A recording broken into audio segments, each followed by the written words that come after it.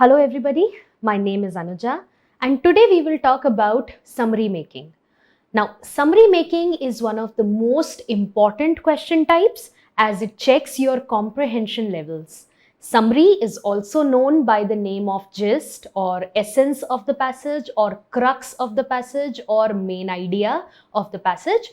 Any of these words could be used to ask you about the summary. Now, this word is not a new term to us. We are all familiar what is summary. So, summary is something that we have been making since our school days. Summary means you shorten up the data. Now, how short? That is a relevant question. You make it 1/3 of the original text.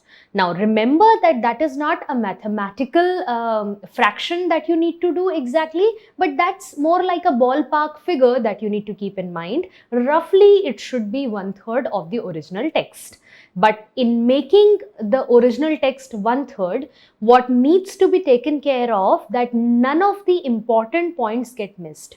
That means even before we begin choosing the appropriate option, we should have all the main points on our fingertips, and then we can make sure which option is the best option. Now, the best option in summary making would be the one that will have all the main points. It should not have missed any of the main points, but at the same time it should also be the most precise and concise one. So we are looking for two things in short.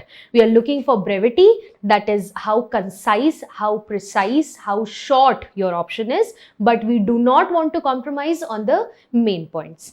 I hope you get those concepts in mind, and let's get started with solving the questions. So guys, let's begin with our first question. Now, before I take you to the questions, I must tell you the modus operandi that we are going to take. So first of all, we will try to find out the salient points from the passage. We will try to enlist them if possible, and then we will look for an option that is most complete and most precise. Okay, so here we go with question number 1. Now, question number 1, of course, these questions require reading, because first you need to read the paragraph and then you would need to read the options. You are lucky if your correct option is A, otherwise you will have to read all the way to D to look and compare for the best option. So, of course, this will require reading. If you want, you pause the video after every question, you read it for yourself, you take a couple of minutes or 3-4 minutes, whatever it takes for you to read this, and underline the main keywords, the main points which you believe should be a part of the summary, and then you listen to this explanation. Okay? Acha, a lot of people get confused. What should I consider as the main point and what should I consider as the unnecessary point? Now, this is a very relevant question. Now, understand that every time author brings a new idea in front of you, that is your main point. And whenever the author is giving some supporting data, example, or simply paraphrasing that very point, that is a point that you can skip past. Okay, so main points is every new idea, but then supporting data is not exactly something that we should keep in a summary. Alright, so in question number 1, first let me enlist the main points for you, and then we will look for the best option. So first of all, I believe that we are talking about the Manas River, and Manas River also has one more name. Now, do you think from summary point of view, where we are only taking the most important points, telling the second name is necessary? I don't think so, because here we have to get only the bare essential things. So second name is not really required. It's like you might also have a couple of names, one for home and one for your outside engagements. But then if we are writing a summary about you, I think one name is enough, right? So that is why I'm only going to take one name for Manas River. Then we say that when it enters India, it divides into 2 channels. And then again, we have been given names of those 2 channels. But again, I believe from summary point of view, this much is sufficient that when it enters India, it gets divided into 2 channels. Those names are additional information which, if given, will obviously enhance the details, but details are not something that we are looking for in a summary question. So first major point is Manas River, it enters India and it gets divided into two channels. Okay. Then as I read further, I found out about the species of fish, multiple variety that is found. So I can mention that. And then towards the end, I found that this is the only source of water for all the major fauna, because they saw the footsteps and that's how they tracked. Now these three points, if you read carefully, I believe if you have read carefully, you would find both in C and D. A and B are simply rejected because they are incomplete, they do not have all the points. Now, once I start comparing C and D, the choice actually boils down to the one which is most precise, or rather more precise, because both have all the 3 points, but the one which is more precise is, of course, as you can see, D. And you might ask that C is not that lengthy, but see, every word matters when it comes to close choices, and C has a lot of unnecessary details that we already discussed in the beginning that we do not need. So question number 1, our answer is D. It has all the main points, that is Manas River splitting into two after entering India, then variety of fish, and also it being the most important source of water. And also something about fish, that because of poaching, that variety is reducing, they are getting depleted. Okay. All right, moving on to question number 2. Now, this is an interesting question because here we understand that not just all the points are important, but then the order in which those points are written, that is also important, because if the order changes, the meaning could change altogether. And you might want to focus on A, but you might end up focusing on B, and that will change the bigger picture altogether. So that is also something that close options in this question will tell us. So here we are talking about two of the world's fastest growing economies, and they are India and China. And we are saying that earlier they were considering themselves just as competitors, but now they have started cooperating with each other and they look at each other as partners. Okay, now author says, and he gives various examples of countries where they are neighbors and they are cooperating with each other, and he said that this is nothing new. But in case of India and China, the scope of cooperation is really vast because these two countries are so populous. Now, as I have already told you that examples are not really important to mention, and that is something which is happening in A. And not just that, A has also changed the meaning to the contrary. So A is definitely rejected. Now, as I was saying, the exact order of all the important points is the one which is given in C. So C has got it right. If you also chose C, that means you got the drift of the author and you could understand why we should say things in a certain order. So we said things very precisely. We said India and China, they are two very fast growing economies and they are beginning to cooperate. And world over, other neighbors also cooperate, but these two can especially do better given the size of their population. So C is your best option. All right, let's start talking about question number 3. Now, question number 3 talks about, as it begins, helicopter crashes. And 5 crashes in the past 4 years have killed 7 politicians, including 4 state ministers and a lot of VIPs, but still no improvement in helicopter safety. Okay, so that is the first point, that even VIP deaths haven't goaded a change in safety standards of helicopters. So that is the first thing. Now, second thing is a ratio that is given to us, that we should actually have 10 inspectors, but then in place of 10 we only have 1. And then towards the end we get one more main point, which is the ratio 1:20. For every crash in civil aviation, there are 20 crashes in general aviation. So these are the 3 important points that must be there in your summary, so that it's an appropriate and accurate representation of this text. And if you read carefully and compare carefully, I think you will agree with me. B is that option which has all the 3 points. What all the 3 points? The first point is, Even VIP deaths not improving the safety standards. Then second one is where we need 10 helicopter standards inspectors, we have only one, and then the ratio 1:20. Okay, so B is your answer. So in question number 4, we are talking about infinite substitutability. Now, what is infinite substitutability? It means that the ability to substitute one thing for another in every case, that will make it infinite, right? But then here we are trying to mention that infinite substitutability is not possible, because as the author has given you various examples towards the end, he tells you that some substitutes have been better, but then some substitutes have been worse. That means if we come up with the proposition that every time A can be substituted by B, then that would be wrong.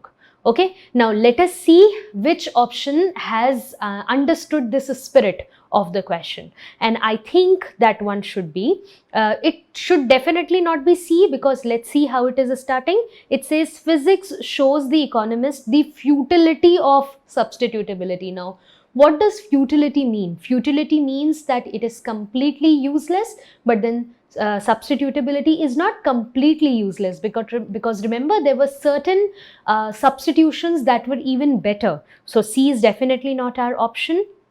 Now, is there something that, and I think that is D, that is something that can exactly pinpoint what you are trying to say. So D says, economists should know from physics that the difficulty of substitutability in all cases, you cannot go for substitution. That is difficult. Physics has many examples where substitution has resulted in poorer items, though at times better ones have come out too. So this is sort of complete. This tells me that I shouldn't embrace substitutability altogether, but I shouldn't dismiss it completely either. All right, moving on to question number 5. Now, in question number 5, we are talking about a system of allocation of the resources. Now, in this system, the entire money was divided, or rather resources was divided into 3 parts. Now, what were those 3 parts? So, the first part, it went to the landowner for his own use.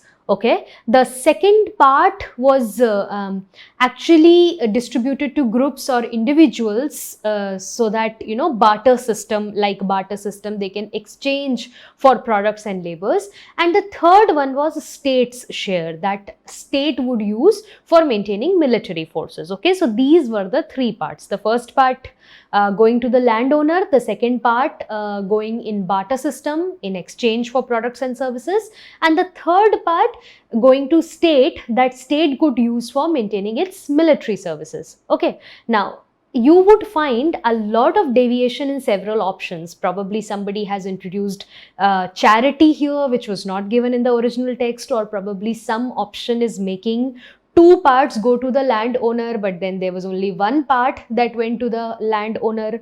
Some option has actually played a trick on your eyes, and they have replaced military with the term militia. Now, militia is something entirely different. It is a civilian wing. It is not state sponsored. So those sort of distortions are there, which you have to be careful and filter out. And if you take care of those things, I think you will be able to understand the correct option. So the correct option is, I believe, B, second one, because the first one is for the landowner, and the second one is for paying goods and services, and the third is for state for maintaining its army. Now, the problem with A is it is giving second part to the cultivator, whereas second part should go for exchange of goods and services. The problem with option C is it has introduced the concept of charity that was nowhere given in the original text. And the problem with D, like I told you, they are talking about militia, but then we were talking about military, remember? So our answer has to be B for Bombay. Okay? Moving on to question number 6. Here we are talking about, in fact, admiring Rajiv Gandhi, and we are saying that he was all for modernization, and not just modernization of industry and agriculture, but modernization of minds and attitudes. So we say that he was somebody who questioned conventional wisdom. He asked whatever was going on during those times. And then To many questions he raised, he himself found the answers, and the ones that he could not find the answers to, they are the challenges that we are facing in current times. Okay, so all in all, laudatory tone for Rajiv Gandhi, and if we must make sure all the points get included, then our answer has to be option B, because option B is the one that's a good collection of everything. So here we talks about Mr. Gandhi's passion for modernization of minds and also the questioning of conventional wisdom. And mind you, this point, questioning conventional wisdom, is not mentioned in any other option. So this makes B sort of unique.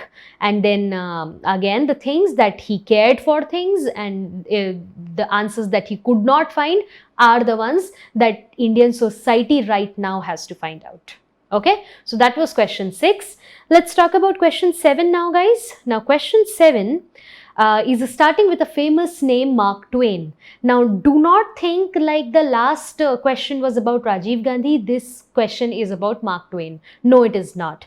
Mark Twain has given a quote about smoking, and Mark Twain is just a stray example. I mean, it is just something to open the conversation. It is not the central focus of your discussion. Then what is the central focus of this question? The focus of this question is smoking. The author is talking about how for some people it's easier to give up smoking and for some people it is difficult. And why is that so? Because it depends on your genetic makeup, and that is why there is this new customization program that we can come up with, where according to somebody's biological genetic makeup, we can design a plan for that person, a particular plan for that person, so that we make it easier for him to quit smoking. Okay, but remember, Mark Twain's quote was just an example. That was not something necessary that has to be a part of our summary. Okay, and keeping all those things in mind, I think when I say this, I have you on board. Answer is option A, because option A has got everything. It says difficult for some people and easier for some people. Now, it's not a question of willpower, but it's a question of your genes, and that is why your gene is responsible, and when we can customize your quitting program, then you could do better. And this customization part is given nowhere else, and that is why A becomes unique and A becomes our appropriate summary. Alright students, time for question number 8 now. I believe by now you're getting the hang of it, and your key points and my key points are sort of matching. At least 2 out of 3 are matching, and you're able to understand when a point should be included in summary and when it is something which is additional and can be skipped past. Alright, so here we have question number 8. Here we are talking about ONGC, which is India's largest profit-making company, and it's also largest in terms of market capitalization. Okay, now in 2001, Subir Raha joined ONGC as its chairman, and as we see that when he joined, he did some policy changes. That is, he did progressive dismantling of controls. That means he relaxed things a bit and things became more towards free market without restrictions, and that worked wonders for ONGC, because as we are told towards the end about ONGC Videsh, which made ONGC create its market worldwide. Okay, so those 3 points that Subir Raha came, he did what he did, and then ONGC is the largest in profit making, also in terms of market capitalization, and then finally our closing remark would be about ONGC Videsh. All these 3 points are given only in option B, because I believe others have just missed what Subir Raha has done. They have mentioned his name, but then they have not talked about what he has done. And that is why our correct option is option B. Okay. Let's move on to question number 9, guys. Now, this is an interesting question. Here we are talking about Socrates and Bacon, and we are discussing how both of these question things. But there is a very important line that you must not miss. I'll straight away take you to that point, which is the last 4th line. It says it was as important to disprove a theory as it was to prove one. Okay, that means Socrates and Bacon, they were not just interested in proving something or disproving something, they wanted to do both the things. They wanted to see the coin from both sides. Okay, now why I'm calling this a very important line? Because your options are all biased. They are either trying to disprove or prove, but they are not talking about proving and disproving both. And if you understand that point, I think you will very clearly understand why right answer is right. So your right answer has to be something that talks about proving and disproving both. Now let's see. Option A is biased because it's only talking about disproving. Let's see option B, which is again talking only about challenging, that is disproving. Option C is again about finding exceptions, that is disproving, but the one which has both the sides covered, that is proving and disproving, is option D. So correct answer has to be D. So sometimes your summary is based upon one essential message that the text has for you, and if you get that message, you are sorted. So that's what happened in question number 9.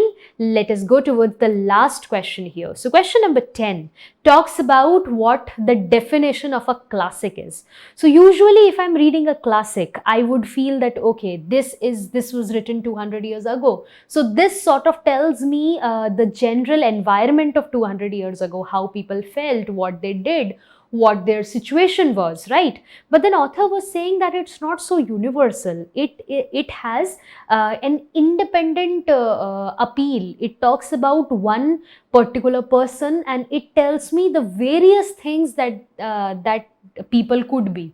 So it is not some one universal experience. A classic is different interpretations. Okay, now this is his understanding of a classic, and if you understand his understanding, I think elimination will be super easy for you, because if you see other options, they are all hell-bent upon making classic a universal experience. Let's see option A. So option A is talking about unified experience of human consciousness. This is the contrary of what the author was trying to say. Remember? Now, option B is again talking about common humanity. That is not your option. Option D does same.